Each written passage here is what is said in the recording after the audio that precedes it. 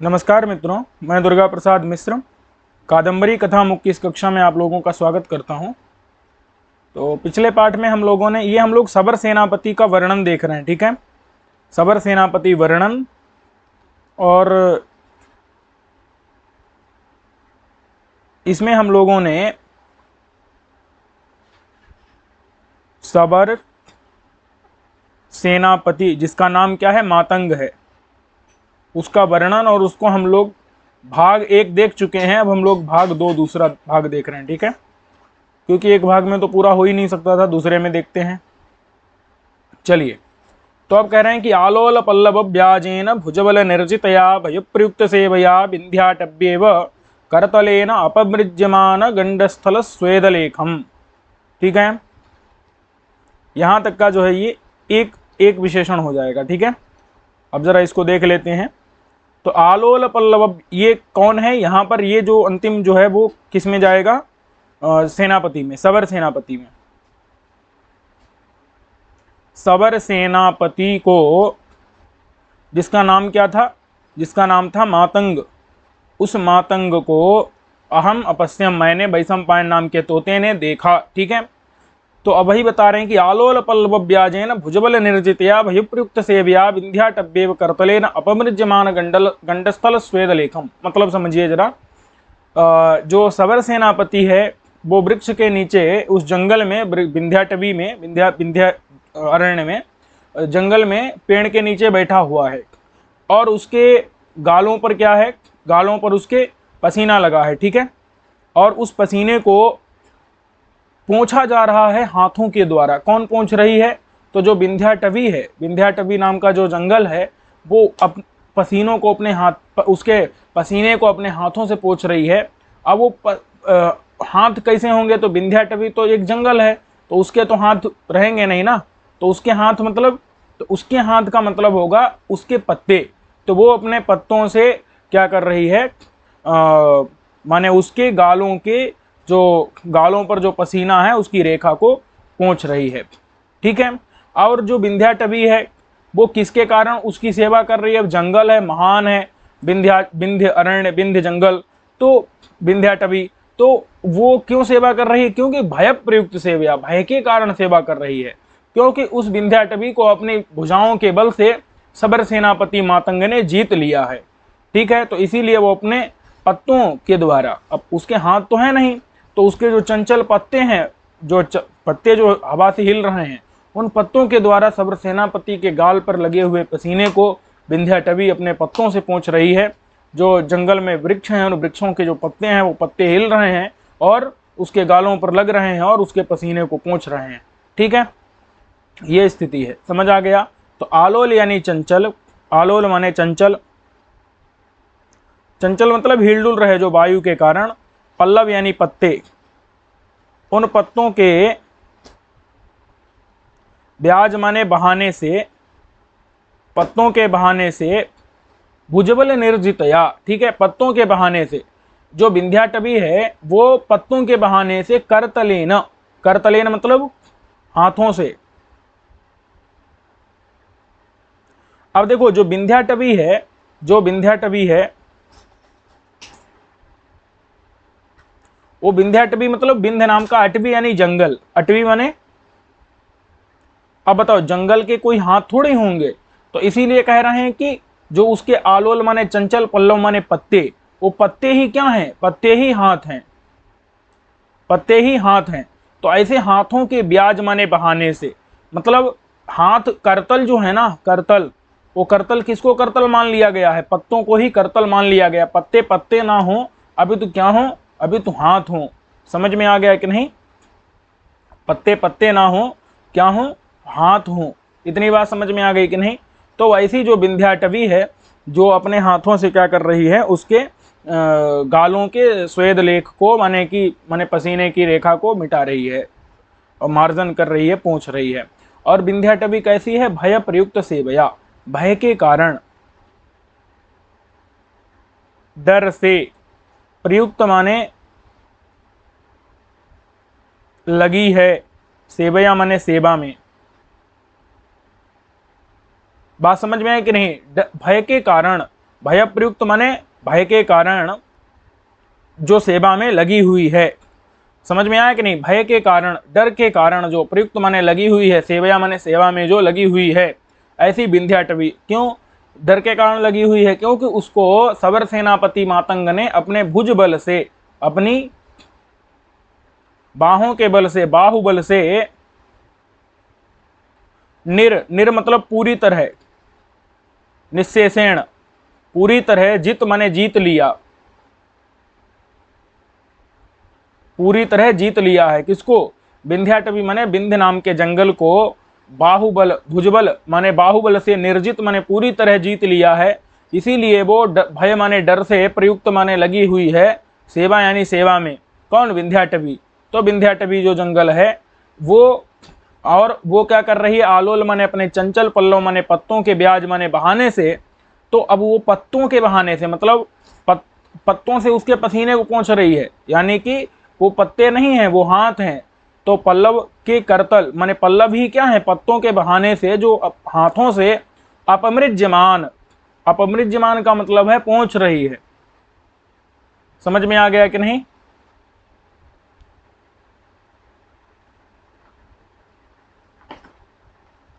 पहुंच रही है अथवा पहुंचे जा रहे हैं, हाथों से पहुंचे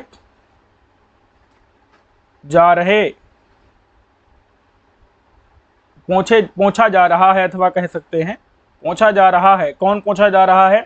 तो जो गंडस्थल पर लगा जो स्वेद माने पसीना, उस पसीने की रेखा। गंडस्थल मतलब होता है गाल का हिस्सा, स्थल कहते हैं हिस्से को, स्थल माने हिस्सा, और गंड माने गाल। गाल का जो स्थल माने हिस्सा है, उस हिस्से पर जो स्वेद है, स्वेद कहते हैं पसीना। तो ऐसे पसीने की जो लेख, लेख कहते हैं रेखा, पसीने की जो रेखा है, उस रेखा को अपमृज्यमान किया जा रहा है, मतलब पहुंचा जा रहा है, पहुंचा जा रहा है। कौन? गंडस्थल माने गाल के हिस्सा जो है, उस पर जो स्वेद माने पसीने का लेख माने रेखा है, वो अपमृज्यमान है, मतलब पहुंचा जा रहा है। किसके द्वारा? करतल से, हाथों से। किसके द्वारा? विंध्याटव्या। बात समझ में है कि नहीं? इव, इव का मतलब है मानो। मानो जो है विंध्याटवी क्या कर रही हो? अपने हाथों से मानो। इव माने मानो, करतल माने हाथों से जो है क्या कर रही हो? पहुंच रही हो। किस पर? किसको? गंडस्थल पर लगे हुए स्वेद के लेख को, स्वेद मतलब पसीने की लेख माने रेखा को, जिस माने पसीने की रेखा को, जिसके पसीने की रेखा को पहुंच रही हो, ऐसा वो मातंग नाम वाला सबर सेनापति है। उस सबर सेनापति को तोते ने देखा। वैशंपायन नाम का तोता कह रहा है कि मैंने ऐसे सेनापति को देखा। ठीक है? मातंग नाम का जो सबर सेनापति है वो कैसा है? तो उसके जो स्वेद माने पसीने की, लेख माने रेखा, जो कि उसके गंड स्थल पर है, मतलब गाल के हिस्से पर है, जो कि अपमृज्यमान मतलब पहुंची जा रही है, और जो कि किसके द्वारा? करतल, इन हाथों से, इब माने मानो पहुंची जा रही है। किसके द्वारा? विंध्याटवी माने विंध्य नाम के जंगल के द्वारा पहुंची जा रही है वो पसीने की रेखा। विंध्याटवी कैसी है? तो भय प्रयुक्त सेवया, भय के कारण प्रयुक्त माने लगी हुई है सेवा में। और भुजबल निर्जितया, मातंग नाम के सबर सेनापति ने अपने भुजबल माने बाहुबल से, निर माने पूरी तरह, जीत माने जीत लिया है। और वो विंध्याटवी क्या कर रही है? अपने आलोल माने चंचल, पल्लव माने पत्तों के ब्याज माने बहाने से, चंचल पत्तों के छल से जो है क्या कर रही हो? अपने हाथों से। अब क्योंकि उसके तो हाथ थोड़े होंगे, पत्ते ही होंगे, तो पत्तों के बहाने से, पत्तों को हाथ मान करके जो है उन हाथों से क्या कर रही है? पसीने को पहुंच रही है। इतना समझ में आ गया कि नहीं? तो ऐसा जो है पसीना पूछवा रहा है कौन? सबर सेनापति मातंग। ऐसा हो गया मातंग। ठीक है? अब कहते हैं आपाटलया मृगकुल काल रात्रि संध्यायमानया शोणितार्द्रेव दृष्टिया रंजयंतमिवाशा विभागानाम। कह रहे हैं कि आपाटलया, आ मतलब होता है थोड़ी, पाटल कहते हैं लाल, थोड़ी लाल क्या है? दृष्टि। थोड़ी लाल क्या है? उसकी दृष्टि है। थोड़ी लाल क्या है? दृष्टि है। और इव, इव माने मानो। शोणितार्द्रया, शोणित माने रुधिर से, शोणित माने खून से,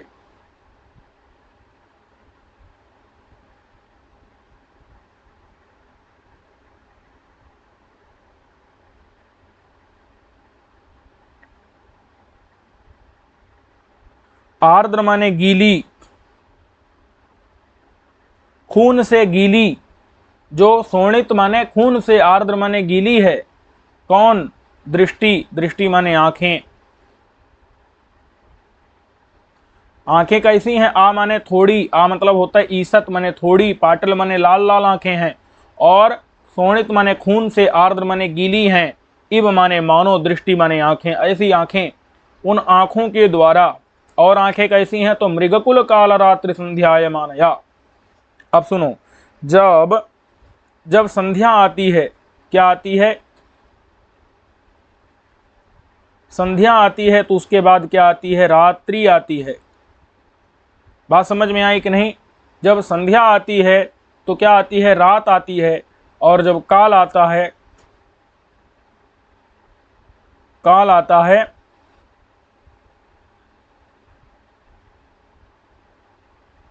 तो क्या आ जाती है? तो मृत्यु हो जाती है। बात समझ में आई कि नहीं? काल क्या उत्पन्न कर देता है? मौत उत्पन्न कर देता है। ये बात समझ में आई कि नहीं? तो अब यहां पर काल कौन है? उसकी दृष्टि, वो जो सबर सेनापति है ना, उसकी जो दृष्टि है, दृष्टि मतलब उसकी जो आंखें, दृष्टि माने आंखें। तो जब संध्या आती है तो क्या आती है? तो रात्रि आती है। और अगर दृष्टि माने आंखें आती हैं सबर सेनापति की, तो हिरणों की मौत आती है, हिरणों का काल आ जाता है। समझ में आया कि नहीं? समझिएगा, उस सबर सेनापति की दृष्टि, आंखें आती हैं तो हिरणों का काल आ जाता है, मौत आ जाती है। और अगर संध्या आती है तो रात आती है, संध्या के बाद रात आती है। और अगर सबर सेनापति की दृष्टि पड़ गई हिरण के ऊपर, तो उस हिरण का काल आ जाता है, मौत आ जाती है। तो वही बता रहे हैं कि काल किसके लिए? काल मृगकुल के लिए, मृगकुल के लिए वो क्या है? दृष्टि काल के समान है। समझ में आया कि नहीं? मृगकुलों के लिए मतलब मृगों का समूह, मृग मतलब होता है हिरण, हिरण का जो कुल है, कुल माने समूह है, हिरण का जो जो समूह है, वो समूह के लिए, समूह के लिए काल रात्रि के तुल्य। अब इसी चीज को हम दूसरे शब्दों में समझते हैं, ये स्पष्ट करने के लिए था। देखो, काल रात्रि, काल रात्रि मतलब वैसी रात जिसमें क्या हो जाए? मृत्यु हो जाए। ठीक है, तो उसकी संध्या काल रात्रि होती है ना, जब पूरा संसार का प्रलय होने वाला, संसार का नाश होने वाला होता है, तब जो वो रात आती है उसको काल रात्रि कहते हैं। उसकी संध्या है। संध्या के बाद में क्या आती है? काल रात्रि। ऐसे ही अगर इसकी दृष्टि पड़ गई, इसकी दृष्टि पड़ गई, तो मृगों के लिए, जो मृगों का जो कुल है, समूह है, मृगों के समूह के लिए अगर दृष्टि पड़ गई तो समझ लो कि संध्या आ गई, यानी अब मृगों के कुल के लिए काल रात्रि आने वाली है। तो मृगकुल माने हिरणों का जो समूह, उस समूह के लिए, उस समूह की जो काल रात्रि, काल रात्रि मतलब आखिरी रात, मृगकुल माने हिरणों के समूह के लिए जो काल रात्रि है, आखिरी रात है, उस रात के संध्यायमानया मतलब संध्या के तुल्य है, संध्या के तुल्य, संध्या के तुल्य है। कौन? इस मतंग माने मातंग नाम के सबर सेनापति की आंखें अथवा दृष्टि कह सकते हैं, आंखें अथवा दृष्टि। समझ आया कि नहीं? मातंग नाम का जो सबर सेनापति है, इसकी जो आंखें हैं, दृष्टि हैं, वो क्या है? वो काल रात्रि के संध्या के तुल्य हैं। क्योंकि अगर दृष्टि पड़ गई, संध्या आ गई, तो निश्चित रूप से हिरणों के समूह की अब काल रात्रि आने वाली है, यानी अब उनका काल आने वाला है। बात समझ में आ गई कि नहीं? यानी वो अब खत्म होने वाले हैं। तो ऐसी जो है दृष्टि है, लाल लाल दृष्टि है, जो आप अटल है माने थोड़ी लाल है, शोणितार्द्रया यानी खून से गीली है, इब माने मानो ऐसी, दृष्टिया माने आंखें, उन आंखों से, दृष्टि से, आंखों से रंजयंतम इब आशा विभागा नाम, विभागा नाम में जो षष्ठी हुई है वो कर्म में षष्ठी आई है, कर्म की शेषत्व विवक्षा में। तो आशा यानी दिशा के, आशा यानी कि दिशा के, विभाग यानी हिस्सों को, जो दिशा के हिस्से हैं, वैसे तो दिशा एक ही है लेकिन हमने उसके पूर्व पश्चिम इत्यादि हिस्से कर रखे हैं ना, तो दिशा के हिस्सों को रंजयंतम माने लाल करती हुई, लाल करता हुआ। समझ आया कि नहीं कि जो सवर सेनापति है, रंजयंतम किसका विशेषण है? सवर सेनापति का। सवर सेनापति रंजयंतम माने लाल कर रहा है, किसको? आशा विभागा नाम माने दिशाओं के विभागों को, दिशाओं के हिस्सों को क्या कर रहा है? रंजयंतम माने लाल कर रहा है। किसके द्वारा? अपनी दृष्टि माने आंखों के द्वारा लाल कर रहा है। उसकी आंखें कैसी हैं? शोणितार्द्रया खून से गीली हैं, आप आटलिया थोड़ी लाल लाल हैं। इव माने मानो, जो मृगकुल माने हिरणों के समूह के लिए काल रात्रि की संध्या के तुल्य हैं। हिरणों के समूह के लिए वो काल रात्रि है यानी अंतिम रात की संध्या के तुल्य हैं, क्योंकि दृष्टि पड़ गई, अगर आंखें पड़ गई तो निश्चित रूप से अब मृगकुल माने हिरणों के समूह के लिए काल रात्रि आ गई, तो इसलिए काल रात्रि की संध्या के तुल्य हैं। संध्या मतलब होता है मुख, प्रारंभ माने प्रारंभ, अगर आंखें पड़ गई तो निश्चित रूप से अब उनकी काल रात्रि प्रारंभ, मृगकुलों के हिरणों के समूह की काल रात्रि प्रारंभ हो गई। तो इसलिए काल रात्रि के लिए संध्या के तुल्य जो हैं, ऐसी दृष्टि माने आंखें, उनके द्वारा आशा विभाग माने दिशा, आशा माने दिशा के विभागों को माने हिस्सों को रंजयंतम माने जो लाल कर रहा है, इस प्रकार का कौन हो गया? सवर सेनापति, जिसका नाम है मातंग। ठीक है,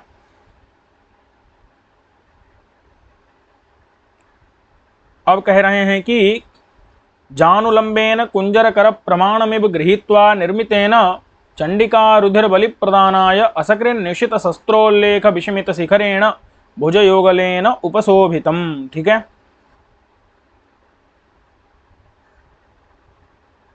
तो जानुलंबेन कुंजरकर प्रमाणमिव गृहीत्वा निर्मितेन, देखो जानुलंबेन मतलब जानु पर्यंत जो लंबा है। ठीक है,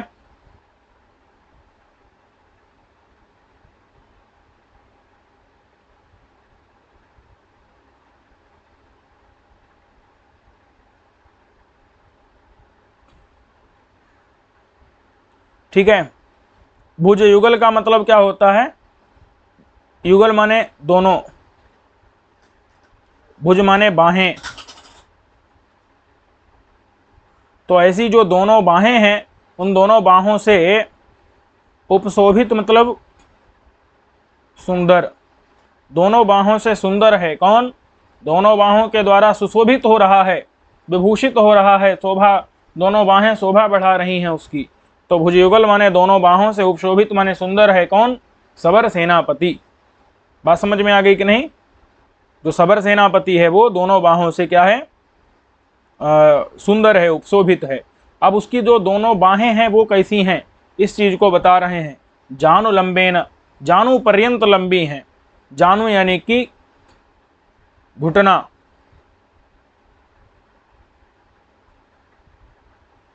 तक,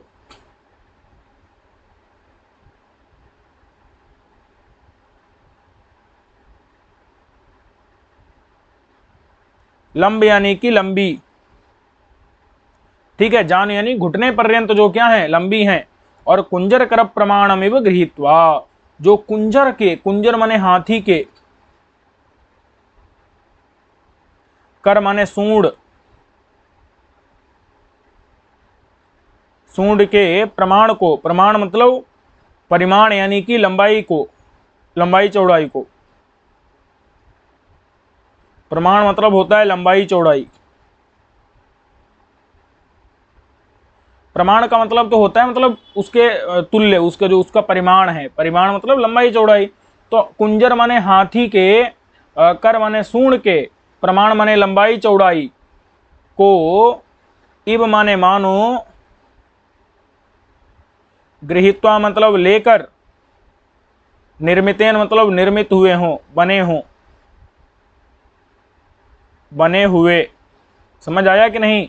वो जो माने सबर सेनापति है उसकी जो दोनों बाहें हैं, जो दोनों भुजयुगल हैं, ये दोनों जो भुजयुगल हैं माने बाहों, दोनों बाहें उन दोनों बाहों से उपशोभित माने सुंदर है वो। ये दोनों बाहें कैसी हैं ये बता रहे हैं। दोनों बाहों के विशेषण, पहला तो जानु लंबेन, जानु पर्यंत लंबी हैं, और विस्मित शिखरेण, विस्मित शिखर वाली हैं, ऐसी दोनों बाहें हैं। और निर्मितेन, निर्मित हैं। किसकी निर्मित हैं, किसके बने हुए हैं? तो कहते हैं गृहीत्वा माने लेकर के बने हुए हैं। किस चीज को लेकर के बने हुए हैं? तो हाथी के, कुंजर माने हाथी के, कर माने सूंड के, प्रमाण माने लंबाई चौड़ाई को, इव माने मानो उसको जो है लेकर के बने हुए हैं। मतलब हाथी के सूंड के समान जो है वो क्या है? विशाल हैं, अत्यंत दीर्घ हैं। समझ में आ गया कि नहीं? अच्छा, अब कहीं कहीं पर जो है यहाँ दिक्कुंजर भी पाठ है। अब अगर दिक्कुंजर पाठ है तो क्या समझना है भाई? अच्छा, कहीं कहीं पर एक और भी जो है यहाँ पर बात कहनी थी। ये विभागा नाम लिखा था ना, कहीं कहीं पर विभागा नाम नहीं है तो विभागान पाठ है। क्या है? विभागान। तो विभागान का अर्थ तो विभागों को, जैसे ग्रामान गच्छति, गांवों को जाता है, विभागान रंजयंतम, विभागों को, दिशा के हिस्सों को, विभागों को रंजयंतम लाल कर रहा है। सरल है। लेकिन अगर विभागा नाम है, षष्ठी है यहाँ, तो दिक्कत है। तो कहना पड़ेगा कि ये कर्म में ही षष्ठी हुई है, तभी ना कर्म में अर्थ निकलेगा, नहीं तो उसका अर्थ का की के निकलेगा, माने दिशा के, विभागों का, की के, तब तो गड़बड़ाएगा अर्थ। तो इसलिए निकालना उसका द्वितीया में ही है, द्वितीया बहुवचन में ही, माने को ऐसा अर्थ ही निकालना है। ठीक है? और अगर द्वितीय बहुवचन का ही पाठ है, विभागान पाठ है, तो कोई दिक्कत नहीं है। ऐसे ही कहीं कहीं पर जो है यहाँ पर, कहीं कहीं पर जो है ना पाठ अलग अलग हो जाता है। जैसे यहाँ कहीं कहीं कुंजर की जगह दिक कुंजर पाठ है। तो दिक कुंजर कुछ होते हैं मतलब दिशाओं के हाथी, ऐरावत इत्यादि होते हैं। बात समझ में है कि नहीं? तो ऐरावत इत्यादि जो दिक कुंजर होते हैं, दिशाओं के हाथी होते हैं, उन हाथियों का जो कर माने सूंड है वो और ज्यादा बड़ा होगा। तो उस सूंड के प्रमाण को, लंबाई चौड़ाई को, इव माने मानो, गृहीत्वा माने लेकर के, निर्मित माने बने हुए हैं। कौन? दोनों भुजाएं। किसकी? सबर सेनापति की, मातंग की। समझ आया कि नहीं? अब कह रहे हैं चंडिका रुधिर बलि प्रदानाय, चंडिका को, ये बात समझ में आ गई कि नहीं? ये बनाए किसने? ब्रह्मा ने बनाए हैं। किसको लेकर के? हाथी की सूंड की लंबाई चौड़ाई ले और इसकी बाहों में डाल दी।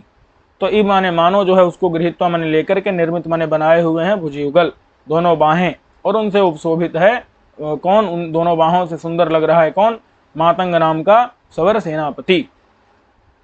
चंडिका को रुधिर की बलि प्रदान करने के लिए, ठीक है, चंडिका, चंडिका मतलब चंडिका को, चंडिका के लिए, ठीक है, काली के लिए,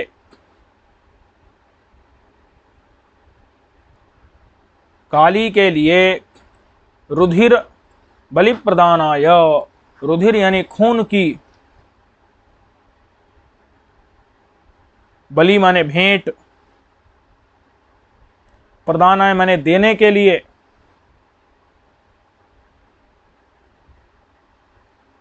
समर्पित करने के लिए,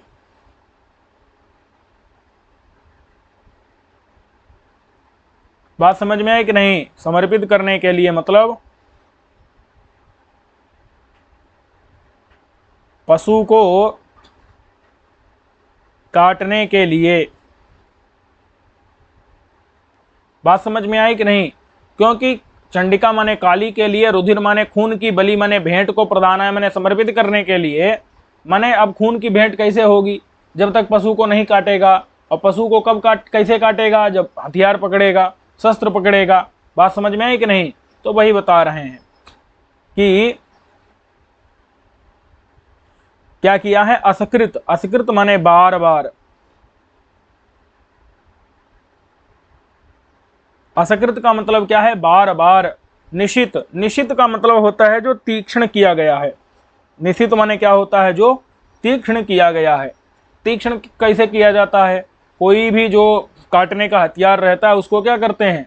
उसमें अच्छी धार, पैनापन लाने के लिए उसको पत्थर के ऊपर घिसा जाता है, जिससे जो है वो और भी तीक्ष्ण हो जाता है कोई भी जो धारदार हथियार है। समझ में आया कि नहीं? तो इस प्रकार का जो शस्त्र है माने जो तलवार इत्यादि है, तो उनको क्या किया है, उन तलवार इत्यादि को बहुत बार पत्थर पर घिस करके जो तीक्ष्ण तलवार बनाई है, जिससे पशु को काट करके उसका खून काली को समर्पित किया जा सके। तो असकृत माने बार बार, निशित माने जो तीक्ष्ण किए गए हैं, पैने किए गए, पैने समझते हैं कि नहीं, तीखे किए गए हैं, तीक्ष्ण किए गए हैं, पैने किए गए हैं जो शस्त्र माने तलवार, तलवार इत्यादि। तो उन तलवार इत्यादि के उल्लेख से, उल्लेख मतलब घर्षण से, अब अपने पास तलवार रखेगा तो तलवार तो शरीर में लगेगी ही, तो जब तलवार शरीर में लगेगी, शरीर का मतलब बाहें हैं, बाहों में तलवार लगेगी कि नहीं लगेगी, लगेगी ही। तो इसीलिए तलवार के उल्लेख माने घर्षण से, रगड़ने से, तलवार इत्यादि जो शस्त्र हैं उनके रगड़ने से विस्मित हो गया है। विस्मित मतलब उबड़ खाबड़,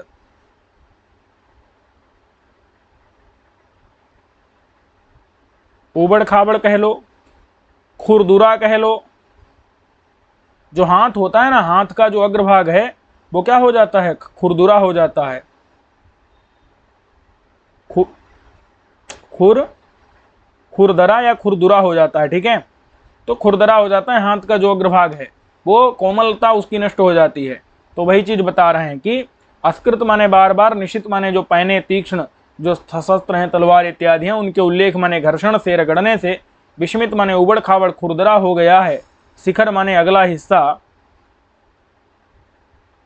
अगला भाग, जिनका, ऐसे कौन है, ऐसे हैं दोनों बाहें, भुज युगल, ऐसे दोनों बाहों से सुंदर है सबर सेनापति, ऐसी दोनों बाहों से सुंदर है सबर सेनापति मतलब मातंग। समझ में आ गया कि नहीं, सबर सेनापति मातंग, समझ आया। अस्कृत माने बार बार, निशित माने पैने जो शस्त्र तलवार इत्यादि, उनके उल्लेख घर्षण के कारण, तलवार पकड़ता है तो उससे जो है हाथ में क्या होता है, घर्षण होता है तलवार से, तो इसीलिए रगड़ने से उसका जो हाथ का अगला हिस्सा है, करतल जो उसका है, हाथ का जो अगला भाग है वो क्या हो गया है, वो विस्मित हो गया, उबड़ खाबड़, खुरदरा हो गया है। शिखर माने अगला भाग, जिसका, जिनका, ऐसे उसके दोनों हाथ हैं, उन दोनों भुजयुगल हैं, उनसे उपशोभित माने सुंदर है सबर सेनापति मातंग, ठीक है। और तलवार बार बार क्यों पकड़ता है, क्योंकि चंडिका को रुधिर की बलि प्रदान करने के लिए, काली के लिए खून की बलि माने भेंट को समर्पित करने के लिए। इतना समझ आ गया कि नहीं। अब कह रहे हैं कि अंतरा अंतरा लग्नाश्यान हरिण रुधिर बिंदुना स्वेद जल कणिका चितेन गुंजाफल मिश्रैः करिकुंभ मुक्ता फलैः रिव रचिताभरणेन बिंधिशिला विशालेन वक्षस्थलेन उद्भासमानम। कह रहे हैं कि उसका जो वक्षस्थल है, इतना समझ में आ गया कि नहीं। अब देखो, जो उसका वक्षस्थल है, उस वक्षस्थल के द्वारा वो क्या हो रहा है, उद्भासमान है। उद्भासमान का मतलब है सुशोभित हो रहा है अपने वक्षस्थल, यानी कि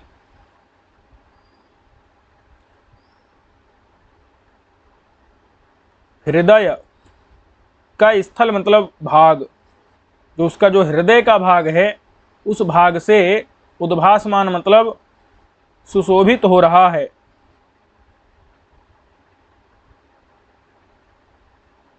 क्योंकि जो उसका हृदय का स्थल है वो क्या कर रहा है, वो जो हृदय का भाग है वो उसकी शोभा को बढ़ा रहा है। उसका हृदय का भाग किस प्रकार का है, तो कहते हैं बिंध्य शिला विशालेन, जो बिंध्य की शिला है। बात समझ में है कि नहीं। जो बिंध्य पर्वत है, बिंध्य नाम का पर्वत, उस पर्वत की जो शिला, पर्वत की शिला मतलब पर्वत का जो पत्थर, उस पर्वत के जो पत्थर हैं उन पत्थरों के समान विशाल, विशाल का मतलब क्या है, चौड़ा, बड़ा, क्या है, उसका हृदय, वक्षस्थल है, हृदय का भाग है, उस हृदय के भाग से उद्भासमान मतलब सुशोभित हो रहा है। उसका वक्षस्थल हृदय भाग कैसा है, विंध्य पर्वत की शिला के समान विशाल है। विंध्य पर्वत, विंध्य नाम का पर्वत, उस पर्वत की जो शिला है, पत्थर है, उस पत्थरों के समान विशाल, चौड़ा, बड़ा उसका जो है वक्षस्थल है, हृदय भाग है। उस हृदय भाग से वो उद्भासित होता है, सुशोभित होता है। उसकी शोभा बढ़ती है। समझ आया कि नहीं? किसकी? मातंग नाम के सबर सेनापति की। ठीक है, मातंग नाम का जो क्या है, सबर सेनापति है।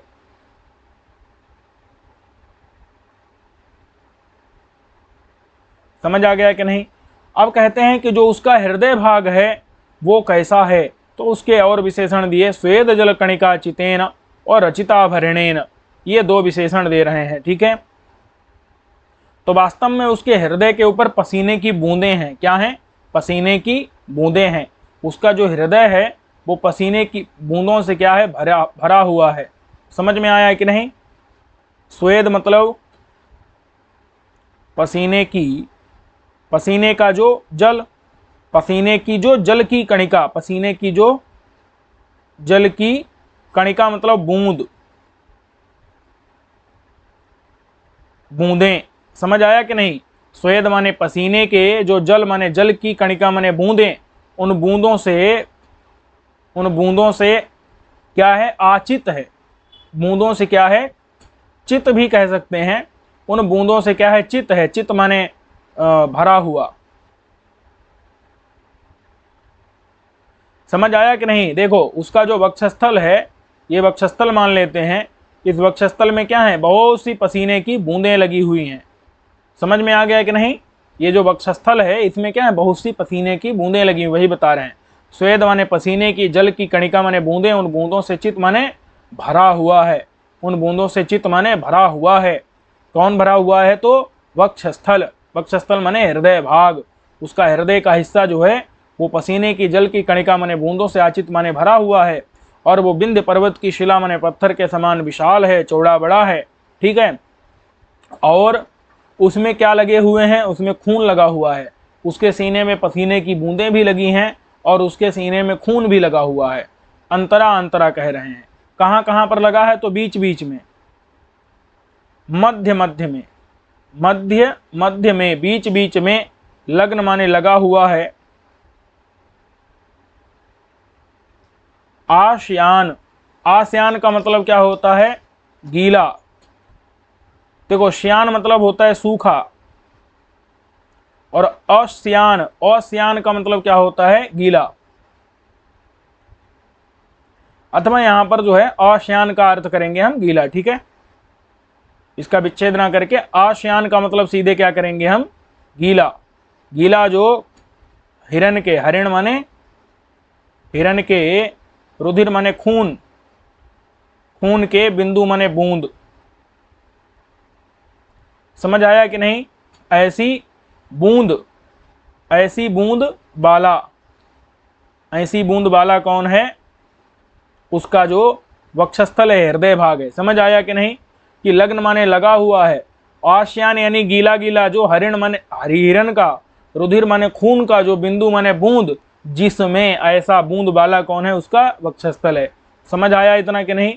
अंतरा अंतरा माने बीच बीच में, मध्य मध्य में, लग्न माने लगा हुआ, आश्यान माने गीला, हरिण माने हिरण के, रुधिर माने खून का, बिंदु माने बूंद, ऐसे बूंद वाला कौन है, उसका हृदय भाग है, वक्षस्थल है। जो बीच बीच में हिरण के रुधिर के बूंद लगे हुए हैं, और साथ साथ में स्वेद माने पसीने के, जल की कणिका माने बूंदों से भी चित माने भरा हुआ है। पसीने की बूंदों से भरा हुआ है और बीच बीच में खून के बूंद भी लगे हुए हैं। तो ऐसा लग रहा, ये तो वास्तविक स्थिति है। लेकिन कभी कह रहा है नहीं नहीं ऐसा नहीं है, वो तो ऐसा लग रहा है जैसे उसके सीने पर हाथी के जो मस्तक से निकाले गए जो मोती हैं, हाथी के मस्तक में क्या रहते हैं, मोती रहते हैं। ये बात कई बार आ चुकी है। तो उन मोतियों, वो मोती उसके सीने पर लगे हुए हों। पसीने की बूंदे, पानी की बूंदे नहीं है, वो मोती हैं। कौन से मोती हैं? तो हाथी के जो मस्तक से निकाले गए मोती हैं, वो मोती हैं। समझे कि नहीं? और उन मोतियों में बीच बीच में गुंजा फल भी मिला दिया गया है, क्योंकि गुंजा का फल कैसा होता है, गुंजा का फल लाल लाल होता है। समझ में आया कि नहीं?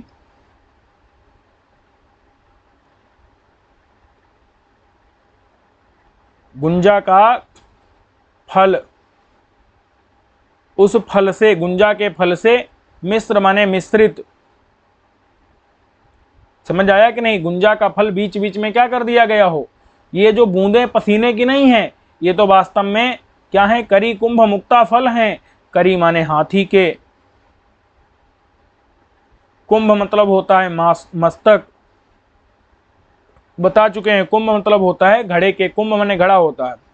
तो कुंभ, अब हाथी का घड़ा थोड़े लेंगे। हाँ, करी माने हाथी का कुंभ मतलब जो मस्तक के ऊपर घड़े के आकार का मांसपिंड होता है, उसको कुंभ कहते हैं। तो करी माने हाथी के, कुंभ माने मस्तक। हाथी के मस्तक के जो मुक्ता फल हैं माने मोती हैं। हाथी के मस्तक से जो निकाले गए मोती हैं, उन मोतियों के द्वारा, इब माने मानो, मोतियों के द्वारा मानो। और वो मोती कैसे हैं? तो गुंजा फल से मिश्रित हैं, माने उनमें गुंजा फल भी है और क्या है? हाथी के मस्तक से निकाले गए मोती भी हैं। समझे कि नहीं? तो अब ऐसे समझ लो आप कि उसका जो वक्षस्थल है, वक्षस्थल मतलब हृदय है, उसमें लगे क्या है? उसमें पसीने की बूंदें लगी हैं, पसीने की बूंद लगी हैं। और क्या लगा है उसमें? उसमें जो है हिरण के खून के बूंद लगे हैं। क्या लगा है उसमें? हिरण के खून के बूंद। समझ आया कि नहीं? हिरण के खून के बूंद लगे हैं, पसीने की बूंदें हैं और हिरण के खून के बूंद लगे हैं। अब पसीने की बूंदें जो है वो हाथी के जो कुंभ से माने मस्तक से निकाले गए जो मोती मोती हो गया, क्योंकि पसीने की बूंदें भी सफेद हैं और मोती भी सफेद हैं। और जो हिरण के खून से लगी बूंदें हैं, उनकी तुलना किससे हो जाएगी? गुंजा फल से, क्योंकि गुंजा फल भी कैसा होता है? और ये दोनों क्या होते हैं? लाल होते हैं। तो मोती लगे हुए हैं और गुंजा फल लगे हुए हैं। मोती सफेद होते हैं, गुंजा फल लाल होते हैं। ऐसा लग रहा है कि उसके वक्ष में वास्तव में तो क्या लगा है? पसीने की बूंदें ना लगी हों, अब ये सफेद सफेद मोती लगे हुए हों। बात समझ में है कि नहीं? कहाँ से निकले? तो करी माने हाथी के, कुंभ माने मस्तक से जो निकले हुए, उसके मस्तक के जो मुक्ता फल हैं मोती हैं, उन मोतियों के द्वारा मानो जो है रचित माने बनाया गया हो, आभरण माने आभूषण जिसका, रचित माने बनाया गया, आभरण माने आभूषण।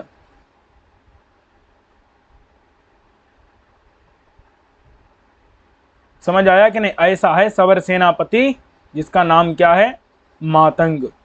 सवर सेनापति जो मातंग है वो उसके रचित माने बनाया गया है, आभरण माने आभूषण जिसका। ऐसा सवर सेनापति मातंग है जिसका रचित माने बनाया गया है, आभरण माने आभूषण। किसके द्वारा? करिकुंभ मुक्ता फल ही, माने हाथी के कुंभ माने मस्तक से निकले जो मोती के फल हैं उनके द्वारा बनाया गया है। और उन मोतियों में गुंजा फल भी मिले हुए हैं। ठीक है, गुंजा फल से मिश्रित हैं वो मोती। और वास्तविकता ऐसी नहीं है। वास्तविकता यह है कि बीच बीच में खून के बूंदें लगे हैं हिरण के, और जो स्वेद जल कणिका माने पसीने की बूंदों से चित माने भरा हुआ है उसका वक्षस्थल। ये वास्तविकता है, लेकिन उसको देख करके कभी इस प्रकार की कल्पना कर रहा है। ठीक है। अविरत श्रमाभ्यासाद उल्लिखितोदरम, अविरत श्रम का अभ्यास करने के कारण उल्लिखित उदर है जिसका। अविरत माने लगातार, अविरत माने लगातार श्रम का अभ्यास करने के कारण, माने परिश्रम। अविरत माने लगातार, लगातार मतलब प्रतिदिन, दिन भर। श्रम यानी परिश्रम, परिश्रम का अभ्यास करने के कारण। समझ में आ गया कि नहीं? श्रम माने परिश्रम का अभ्यास करने के कारण। अभ्यास मतलब बार बार, परिश्रम का अभ्यास मतलब बार बार। तो परिश्रम का जो अभ्यास है, अभ्यास मतलब बार बार करना, परिश्रम को बार बार करना। अविरत माने लगातार, श्रम माने परिश्रम का अभ्यास मतलब बार बार करना। लगातार जो है दिन भर में श्रम का माने परिश्रम का वो अभ्यास करता है, बार बार जो है परिश्रम करता रहता है। ठीक है।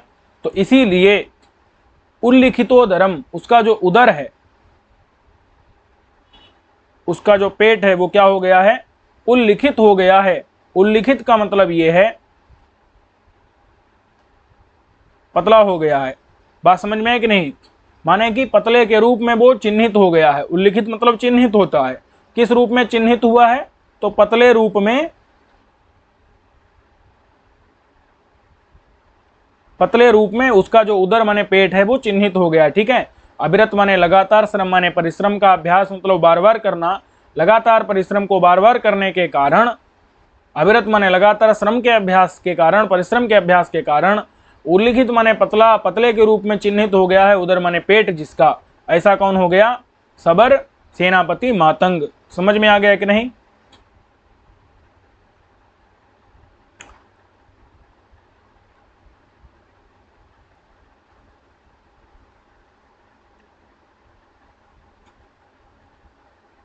तो इस पाठ को यहीं तक रखते हैं। अब हम लोग अगले पाठ में मिलेंगे। सर्वेभ्यो नमो नमः।